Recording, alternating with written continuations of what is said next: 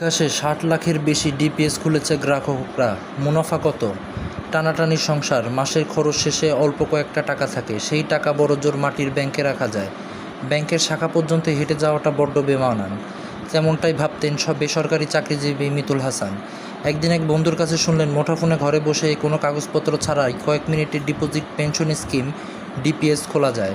এতে ব্যাংকের মতো মুনাফাও পাওয়া যায়। তাহলে মন্দ কী? ঝটপট খুলে ফেললেন একটি ডিপিএস। মোবাইল আর্থিক সেবাদাতা ও এফএফএস প্রতিষ্ঠান বিকাশ ডিজিটাল সঞ্চয়ে এই সুবিধা দিচ্ছে। এজন্য বিকাশ হিসাব থাকতে বা খুলতে হবে। সুদভিত্তিক ও ইসলামী ধারা উভয় পদ্ধতিতে সঞ্চয় করার সুযোগ আছে। বিকাশ হিসাব দিয়ে প্রতি সপ্তাহে সর্বনিম্ন 250 টাকা বা মাসে 500 টাকা থেকে শুরু করা যায় সঞ্চয়।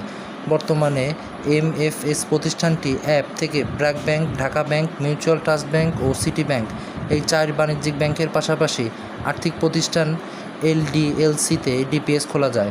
বর্তমানে সঞ্চয়ের মেয়াদ ও পরিমাণের ওপর সুদের হার 8% থেকে 10% পর্যন্ত হয়ে থাকে।